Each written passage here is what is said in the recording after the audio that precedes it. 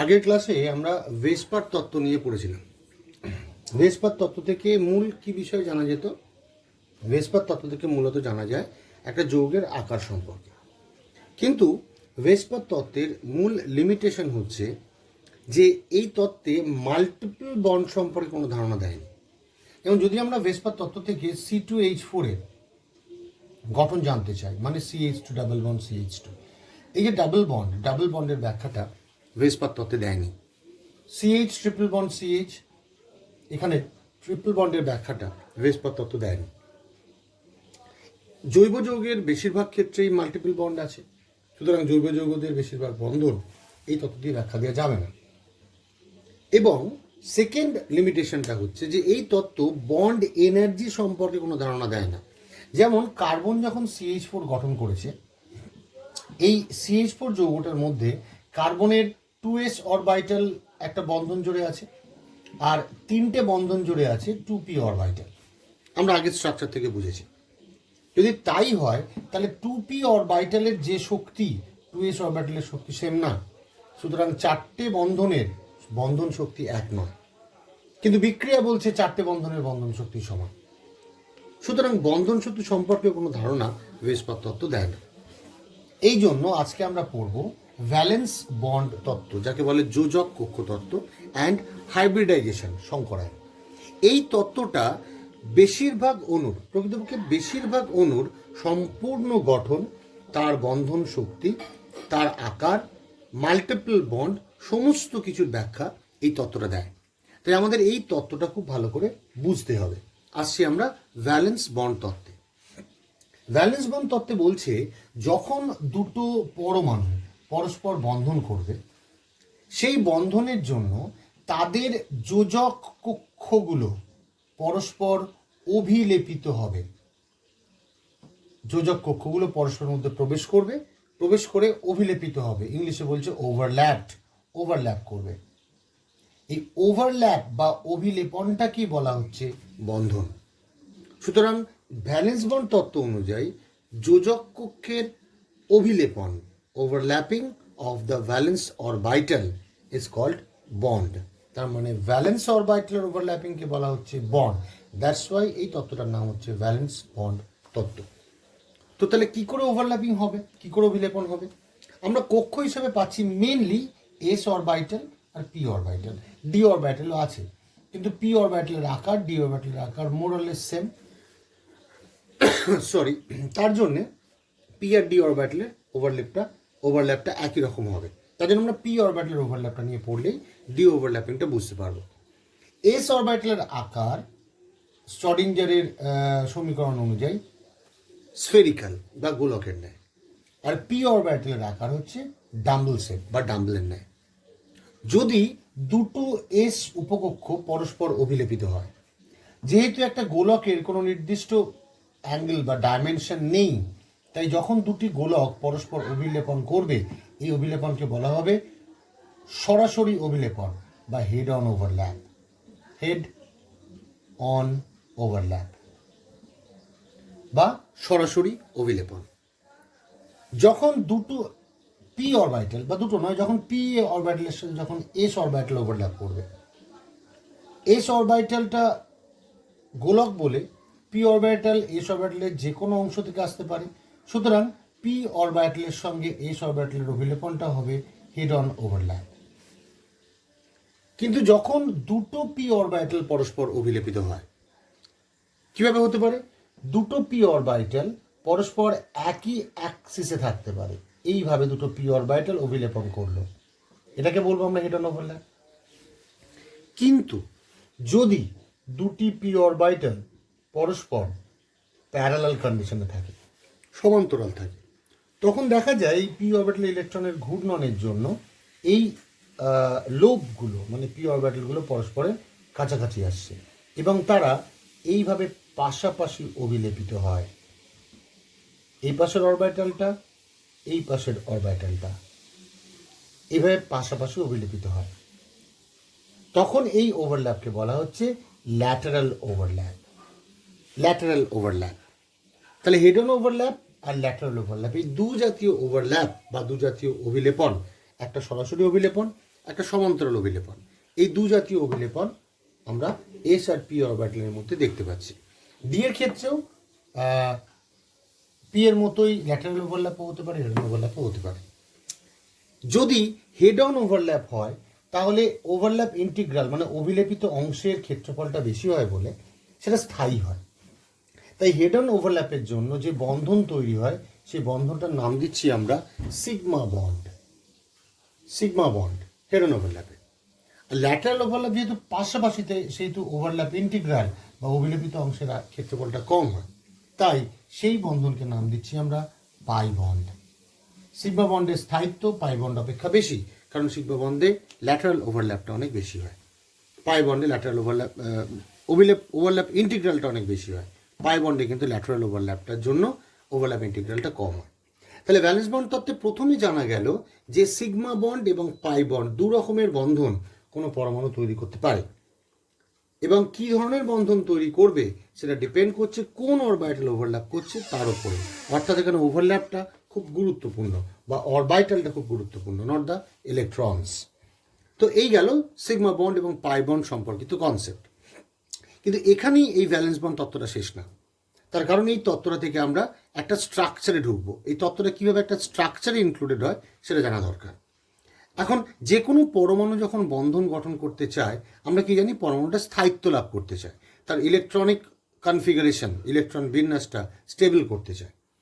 তাহলে স্থায়িত্ব লাভ করতে গেলে যেহেতু সিগমা বন্ডের স্টেবিলিটি বেশি, তাই প্রত্যেকটা পরমাণু চায় ম্যাক্সিমাম ক্ষেত্রে সিগমা বন্ড তৈরি করা। এবং সিগমা বন্ড তৈরি করার জন্যেই কিন্তু পরমাণুগুলো পরস্পরের কক্ষগুলোকে অভিলেপন করে। কিন্তু এই কক্ষগুলো অভিলেপনের ক্ষেত্রে বা কক্ষগুলো অভিলেপন করার পর যদি এরকম কোনো কন্ডিশন হয় যে অভিলেপনের পরে দুটো পি অরবিটাল পরস্পর সমান্তরাল হয়ে গেছে, তখন সেখানে পাই বন্ড গঠন হয়। অর্থাৎ যদি এরকম হয়, আমরা পি অরবিটালগুলোকে জানি পরস্পরের সঙ্গে লম্বভাবে আছে। আমরা ধরলাম পি এক্স, এটা পি এক্স, আর একটা পরমাণু একটা পি এক্স পরস্পর অভিলেপিত করেছে, বন্ডটা সিগমা বন্ড।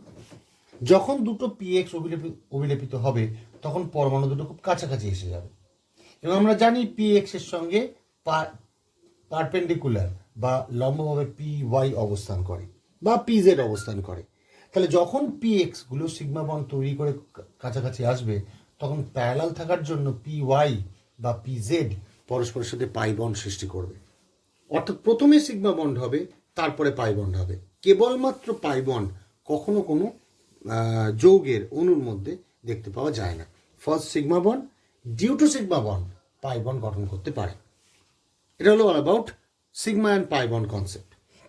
এই কনসেপ্ট অনুযায়ী যখন একটা যৌগের অণুর গঠন ব্যাখ্যা করতে চাইব, তখন আমাদের যে জিনিসটা ফার্স্ট জানতে হবে সেটা হচ্ছে হাইব্রিডাইজেশন তত্ত্ব বা সংকরায়ন তত্ত্ব। এই তত্ত্ব কী বলছে?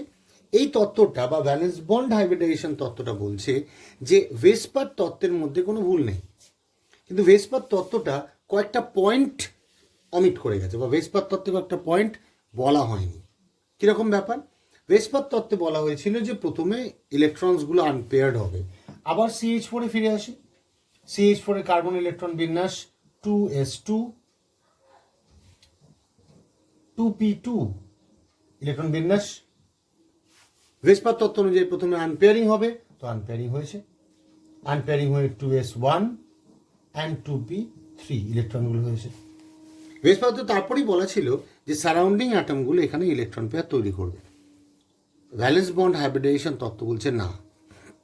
হাইব্রিডাইজেশন তত্ত্ব বলছে যে এক্ষেত্রে আনপেয়ারিংয়ের পর বিক্রিয়ায় প্রযুক্ত শক্তির উপর নির্ভর করে ভ্যালেন্স অরবিটালগুলো অর্থাৎ যোজক কক্ষগুলো পরস্পর সংকরায়িত হয়, মানে মিশে যায়, পরস্পর মিশে যায়, মিশে গিয়ে সমসংখ্যক নতুন কক্ষ উৎপন্ন করে।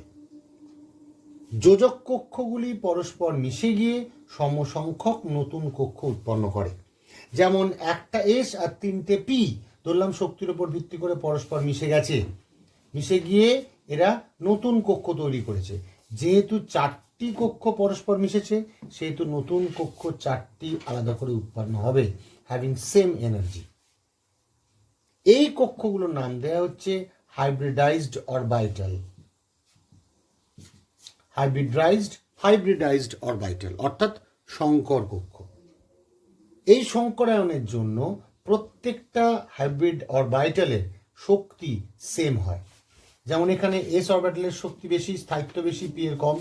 কিন্তু যখন হাইব্রিডাইজড হয়ে যায় তখন এই চারটে যে নতুন অরবিটাল তৈরি হয়েছে তার মধ্যে এস ধর্ম এবং পি ধর্ম দুটোই বর্তমান থাকে। এবার এই হাইব্রিডাইজড অরবিটাল তৈরি হওয়ার পরে এই সংকরায়িত উপকক্ষগুলি পরস্পরের থেকে বিকর্ষণের মাধ্যমে সর্বাধিক দূরত্বে অবস্থান করে, যেটা ভেসপার তত্ত্ব বলেছে। সুতরাং ফাঁকা কক্ষ বা যে কক্ষ হাইব্রিডাইজড হয়নি সেই কক্ষ কিন্তু পরস্পরকে বিকর্ষণ করে সর্বাধিক দূরত্ব অবস্থান করবে না। শুধুমাত্র হাইব্রিডাইজড অরবিটালগুলো ওই আকারটা দেবে যে আকারটা ভেসপার তত্ত্ব অনুযায়ী পাওয়া যায়। আমরা যদি এই হাইব্রিডাইজেশনের ক্ষেত্রে এস আর পি এর হাইব্রিডাইজেশনের ব্যাখ্যাটা দেখতে যাই।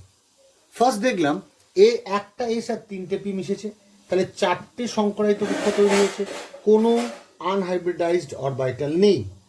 তাহলে চারটে সংকরায়িত কক্ষ অনুযায়ী ভেসপার তত্ত্ব বলছিল চারটে বন্ধন হলে চতুস্তলক আকার হবে। এখানে চারটে সংকরায়িত কক্ষ, আকারটি হবে চতুস্তলকীয়। কিন্তু যদি শক্তি পরিমাণ অন্য হয়ে একটা এস এবং দুটি পি পরস্পর মিশ্রিত হয় তখন কি হবে? সেকেন্ডলি হাইব্রিডাইজ হতে পারে একটা এস দুটো পি মিশে তিনটি হাইব্রিডাইজড অরবিটাল তৈরি করেছে এবং একটি পি আনহাইব্রিডাইজড অবস্থায় পড়ে থাকবে। তখন আকারটা কি হবে? তখন হাইব্রিডাইজড অরবিটাল সংখ্যা তিনটি, তাই আকার হয়ে যাবে ট্রাইগোনাল প্ল্যানার, ভেসপার তত্ত্ব যা বলেছে। আবার একটা এস আর একটা পি যদি পরস্পর মেশে তখন সংকরায়িত কক্ষ দুটি, দুটি সংকরায়িত কক্ষ আর দুটি অসংকরায়িত কক্ষ, দুটি পি। তাহলে তখন যে আকারটা হবে এসপি সংকরায়নের জন্য ডিপেন্ড করবে দুটি হাইব্রিডাইজড অরবিটালের উপরে, আকারটা হচ্ছে লিনিয়ার। তাহলে আকারটা টোটাল ইলেকট্রন পেয়ার এর উপর ডিপেন্ড করে না, আকারটা ডিপেন্ড করে সংকরায়িত কক্ষগুলোর উপরে। এবং এই যে অসংকরায়িত কক্ষগুলি পড়ে আছে এইগুলি পাই বন্ধন গঠন করে। তাহলে সংকরায়িত কক্ষ অলওয়েজ সিগমা বন্ধন গঠন করবে এবং অসংকরায়িত কক্ষ অলওয়েজ পাই বন্ধন গঠন করবে। এইভাবে ভ্যালেন্স বন্ড তত্ত্বটা ব্যাখ্যা করা আছে। তাহলে যদি হাইব্রিডাইজেশন হয় তাহলে কত রকম হাইব্রিডাইজেশন পসিবল এবং সেই অনুযায়ী আকার কি হবে সেটা একটু দেখে নেওয়া যাক। এই জায়গাটা একটু ক্রিটিক্যাল। কত রকম সংকরায়ন পসিবল এবং সেই অনুযায়ী আকার কীরকম হবে দেখা যাক। এই আমরা অরবিটালগুলো পেয়েছি, এস একটা, পি তিনটে, ডি পাঁচটা। এবং ভেসপার তত্ত্ব আগেই বলেছে যে একটা পরমাণুর চারপাশে ম্যাক্সিমাম 7টা বন্ধন হতে পারে।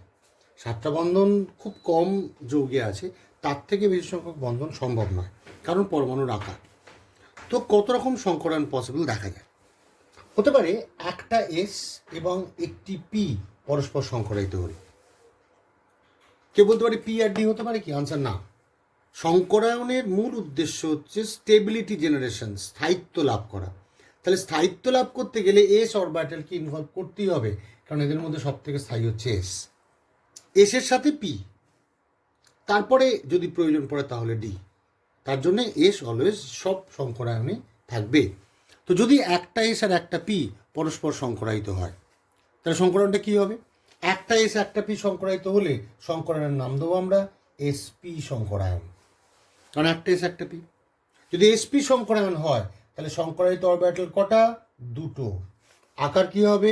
ভেসপার তত্ত্ব অনুযায়ী দুটো বন্ধন জোড়ের জন্য আকার হওয়া উচিত লিনিয়ার বা সরলরৈখিক। তাহলে এসপি সংকরায়ন হলে আকার হচ্ছে লিনিয়ার। আকারটা এঁকে নেওয়া যাক, এই হচ্ছে লিনিয়ার বা সরলরৈখিক আকার। এদিকে একটা এসপি, ওদিকে একটা এসপি। যদি কোনো অসংকরায়িত কক্ষ থাকে, যেমন C2H4 বা C2H2 বলা উচিত, C2H2 sp হাইব্রিডাইজড, সেখানে অ্যাসিটিলিনে দুটি পি অসংকরায়িত আছে, তারা পাই বন্ধন করবে। কিন্তু গঠনটা ডিপেন্ড করবে শুধুমাত্র এই দুটো সংকরায়িত অরবিটালের জন্য। তাই আমরা আকারটা বললাম, আকারটা লিনিয়ার। নেক্সট sp2, একটা এস এবং দুটি পি, সংকরায়নের নাম হবে sp2। দুটি নয় তিনটি সংকরায়িত কক্ষ, তাহলে তিনটির জন্য ভেসপার তত্ত্ব আগেই বলে দিয়েছে আকার হচ্ছে ট্রাইগোনাল প্ল্যানার, ত্রিভুজাকৃতি একতলীয়। যেমন এসপি শঙ্করায়ন একটা এক্সাম্পল তো দেওয়াই হলো, তাছাড়া আরও অনেক এক্সাম্পল হতে পারে, যেমন BeCl2 বেরিলিয়াম ক্লোরাইড, এসপি শঙ্করায়ন। যদি আমরা ট্রাইগোনাল প্ল্যানারে আসি বা sp2 শঙ্করায়নে আসি, সেখানেও আমরা অনেক এক্সাম্পল পেয়ে যাব। C2H4 পেয়ে যাব, যেখানে পাই বন্ধনও পাওয়া যাবে। এছাড়া আরও অনেক হতে পারে, যেমন BeF3- হতে পারে। এভাবে বিভিন্ন যৌগ এর মধ্যে sp2 শঙ্করায়ন পেতে পারে। নেক্সট, একটা S 3টি P, তাহলে sp3 শঙ্করায়ন পেলাম। অরবিটাল কটা? 4টে, আকার হবে চতুস্থলক, যেমন CH4 চতুস্থলকীয় আকার, শঙ্করায়ন sp3। এবারে একটা S 3টি P একটা D ইনভলভ হলো, শঙ্করায়নের নাম sp3D। মোট 5টার জন্য ভেসপার তত্ত্ব কি বলেছে? ট্রাইগোনাল বাইপিরামিডাল, ত্রিভুজাকৃতি দ্বিপিরামিডীয়। সেক্ষেত্রে আকারটি ত্রিভুজাকৃতি দ্বিপিরামিডীয় হলো, যেমন PCl5, যেমন sp3D শঙ্করায়ন। PCl5 ব্যাখ্যাটাও একটু ছোটো করে দিয়ে দেওয়া যায়। ফসফরাস ইলেকট্রন বিন্যাস কী ছিল? 3s2 3p3 ছিল, সেখানে 3Dর মধ্যে একটি ইলেকট্রন আনপেয়ার্ড হয়ে যাবে, গেলে কি হচ্ছে একটা S 3টে P এবং একটা D সব মিলিয়ে শঙ্করায়িত হবে, তাই sp3D শঙ্করায়ন জোড়ের। ফোর্থ হতে পারে sp3D2 শঙ্করায়ন কক্ষ বা শঙ্করায়িত কক্ষ 6টা, তাই আকারটা হচ্ছে অক্টাহেড্রাল বা অষ্টতলকীয়। নেক্সট sp3D3, সেখানে 5টার মোট sp3D3 মোট 7টা শঙ্করায়িত কক্ষ, তাহলে পেন্টাগোনাল বাইপিরামিডাল, এই আকারটা আমরা পেয়েছিলাম। তাহলে আকারগুলো পাচ্ছি আমরা ভেসপার তত্ত্ব থেকে, কিন্তু সম্পূর্ণ ব্যাখ্যাটা আমাদের পাবো শঙ্করায়ন তত্ত্ব থেকে। তাহলে যখনই কোনো একটা যৌগের গঠন ব্যাখ্যা করতে দেবে, তার শঙ্করায়ন নির্ণয় করব এবং শঙ্করায়ন নির্ণয় করে তার আকারটা আমরা বলতে পারবো। এইভাবে আমাদের আকারগুলোকে গঠন করা হয়। তো তাহলে লাস্ট প্রশ্ন দাঁড়ায়, তাহলে শঙ্করায়নটা নির্ণয় করবো কী করে? আকার তো বলতে পারবো, কিন্তু শঙ্করায়ন নির্ণয় করবো কী করে? How to carry on or how to detect the hybridization. তা শঙ্করায়ন নির্ণয় করার প্রসিডিওরগুলো এবার দেখা যাক। শঙ্করায়ন নির্ণয় করার জন্য আমরা এই সূত্রটা ব্যবহার করতে পারি, n = ½ × V + m - C + A। মানে হচ্ছে V অর্থ হচ্ছে ভ্যালেন্স ইলেকট্রন, V। m হচ্ছে সারাউন্ডেড মোনোভ্যালেন্ট অ্যাটম, মানে একযোজী পরমাণু। এক্সাম্পল দিচ্ছি একটু পরে। C ক্যাটায়নিক চার্জ বা positive charge, A anionic charge বা নেগেটিভ চার্জ। এই কটা আমাদের বের করতে হবে। এগুলো একটা যৌগ যদি বের করতে দেয়, তো এই জিনিসগুলো বের করে এখানে পুট করে এনে যে ভ্যালু বেরোবে, সেই ভ্যালু 2, 3, 4, 5, 6, 7 বেরোবে, এর মধ্যে যে কোনো একটা। তো যে ভ্যালু বেরোবে সেই অনুযায়ী নিচে আমাদের হাইব্রিডাইজেশনগুলো রেখা আছে, সেগুলো পুট করে দিতে হবে। একটা এক্সাম্পল নিলে ভালো করে বুঝতে পারা যায়। তো নেওয়া যাক BCl3, এটার আমি বোরনের শঙ্করায়ন বের করব। বেরোচ্ছে n = ½ বোরন, শেষ কক্ষে যোজক ইলেকট্রন সংখ্যা কত? ইলেকট্রন বিন্যাস 1s2 2s2 2p1, মানে মোট 3টে, তাহলে ভ্যালেন্স ইলেকট্রনের সংখ্যা 3 বসিয়ে দিলাম। প্লাস চারপাশে মনোভ্যালেন্ট অ্যাটম কটা আছে? Cl3 3টে, ক্লোরিনের যোজ্যতা 1, তাহলে 3টে ক্লোরিন আছে, 3 বসিয়ে দেওয়া হলো। মাইনাস কোনো পজিটিভ চার্জ নেই, তাই 0, প্লাস কোনো নেগেটিভ চার্জ নেই, তাই 0, উত্তর বেরোবে 3। 3-এর জন্য sp2, তাহলে BCl3-তে বোরনের শঙ্করায়ন হচ্ছে sp2, উত্তর পেয়ে গেলাম। অ্যানাদার এক্সাম্পল ধরলাম SOCl2 দেওয়া হলো, তার মধ্যে সালফারের শঙ্করায়ন বের করতে বলেছে। কী করে বের করবো? SOCl2 থায়োনিল ক্লোরাইড, সালফার দেখা যাক n = ½ সালফারের যোজক ইলেকট্রনের সংখ্যা হচ্ছে 6টা, ষষ্ঠ গ্রুপে আছে, প্লাস চারপাশে মনোভ্যালেন্ট অ্যাটম। সালফারের চারপাশে একটা অক্সিজেন আছে, 2টো ক্লোরিন আছে, মোট 3টে পরমাণু আছে, কিন্তু অক্সিজেনের যোজ্যতা হচ্ছে 2, তাহলে অক্সিজেন এখানে ব্যবহার করা যাবে না। একযোজী পরমাণুর সংখ্যা কটা? 2টো ক্লোরিন আছে, তাই এখানে 2 বসালাম m-এ। কোনো চার্জ নেই, তাহলে -0 + 0, উত্তর কত বেরোচ্ছে? 6 আর 2 8, কাটলে 4, শঙ্করায়ন sp3। এইভাবে আমরা সংকরানগুলোকে নেব। আরও একটা এক্সাম্পল নেওয়া যাক, আরও কিছু এক্সাম্পল নেওয়া যাক। যেমন একটা এক্সাম্পল নিলাম SO3 সালফার ট্রাইঅক্সাইড। সালফারের আমরা সংকরান বের করব। Very simple, n equal to half, valence ইলেকট্রনের সংখ্যা সালফারের 6টা, মোনোভ্যালেন্ট 3টেই অক্সিজেন, কোনো মোনোভ্যালেন্ট অ্যাটম নেই, তাহলে এখানে 0 বসালাম, কোনো চার্জ নেই, প্লাস 0 মাইনাস 0, আনসার হচ্ছে 3। 3 হলো সংকরায়ন কি? sp2। সালফারের এখানে সংকরায়ন হচ্ছে sp2 সংকরায়ন। তো এইভাবে আমরা সংকরায়নগুলো বের করতে পারি। একটা চার্জ অ্যাটমের সংকরায়ন বের করে দেওয়া যাক। যেমন iCl2 মাইনাস। কী করে করা যাবে দেখা যাক। n equal to half, iodine যেহেতু সপ্তম শ্রেণী, ভ্যালেন্স ইলেকট্রনের সংখ্যা 7, প্লাস ক্লোরিন মোনোভ্যালেন্ট, দুটো ক্লোরিন আছে চারপাশে, 2 বসালাম, মাইনাস 0, প্লাস অ্যানায়নিক চার্জ আছে যে -1 আছে, তাহলে অ্যানায়নের জায়গাতে বসাবো 1, কারণ নেগেটিভ চার্জ আছে তাই 1 বসালাম। কত আসছে উত্তর? 10 মানে 5। যদি আয়োডিন 5 হয় তাহলে সংকরায়ন কী হচ্ছে? sp3d। 1 3 4 5 sp3d সংকরায়ন পেলাম। তো এইভাবে আমরা বিভিন্ন যৌগ যেগুলো আছে সেগুলো সংকরায়ন বের করতে পারি। যদি বলে এর আকারটা কীরূপ হবে, আকার বের করার জন্যে আবার একটা চার্ট, যে চার্টটা আগে হলো সেই চার্ট অনুযায়ী আমরা আকারগুলো বলতে পারবো। যেমন যদি sp3d হয় তাহলে আকার কী হবে? ট্রাইগোনাল বায়োপিরামিডাল, ত্রিভুজাকৃতি দ্বিপিরামিডীয়। বাট এই যে আকারগুলো বলছি আমরা, যেমন এটা ত্রিভুজাকৃতি দ্বিপিরামিডীয় আকার, কারণ sp3d, সবসময় এই আকারগুলো একরকমভাবে হবে না। তার কারণটা হচ্ছে লোন পেয়ার। আমরা ICl2 দিয়ে এই লোন পেয়ার ব্যাপারটা ভালো করে বুঝতে পেরে যাব। যেমন যদি ICl2 মাইনাস দেয়, তার সংকরায়ন sp3d হয়, তাহলে 5 আসার জন্যে ওর আকার হওয়া উচিত ট্রাইগোনাল বাইপিরামিডাল, ত্রিভুজাকৃতি দ্বিপিরামিডীয়। মাঝখানে আয়োডিন, একটু আকারটা বড় করে নেওয়া যাক। মাঝখানে আয়োডিন, 3টে ক্লোরিন আছে, 2টো ক্লোরিন আছে, তাহলে আকারটা কীরকম হবে? 2টো ক্লোরিন দুদিকে বন্ড করবে, দেখা যায় এখানে 2টো ক্লোরিন দুদিকে বন্ড করলো। যদি আমরা আয়োডিনের ইলেকট্রন বিন্যাস দেখি, শেষ কক্ষে 7টা ইলেকট্রন, তার মানে এর আরও কিছু লোন পেয়ার আছে। যদি আমরা বন্ডিং দেখি আয়োডিনের ক্ষেত্রে, এই আয়োডিনের বন্ডিং দেখার জন্য যে স্ট্রাকচারটা দরকার, লাস্টে এসে আছে 2টো, পিতে আছে 5টা, মানে এসে একটা পেয়ার আর পিতে আছে 5টা, 1 2 3 4 5, একটা আনপেয়ার। 2টো ক্লোরিনের জন্য ডিতে একটা ইলেকট্রন চলে গেছিল, তার জন্য sp3d হয়েছিল। এখানে লোন পেয়ার পাওয়া যাচ্ছে 2টো। এই যে এই 2টো লোন পেয়ার, একটা থাকবে ওপরে, একটা থাকবে নিচে। তো গঠনের জন্য আমরা কি বলেছিলাম যে লোন পেয়ারটাকে অমিট করতে হবে। তো লোন পেয়ার 2টো সরিয়ে দিলাম। যদি লোন পেয়ার 2টো সরে যায় তাহলে আমরা শুধুমাত্র ত্রিভুজটাকে পাচ্ছি। তাহলে আকার কী হওয়া উচিত? ICl2 মাইনাসের ত্রিভুজ আকৃতি। কিন্তু এই মাইনাস চার্জটা থাকে ত্রিভুজের একটা কোণে, যেখানে ইলেকট্রন জোড়। তাহলে এখানে মাইনাস চার্জ যে ইলেকট্রন জোড়টা আছে সেটাও একটা লোন পেয়ার হিসেবে গণ্য করতে পারি। তাহলে অ্যাকচুয়াল আকারটা দাঁড়াচ্ছে কীরকম? এইরকম কৌণিক টাইপের আকার।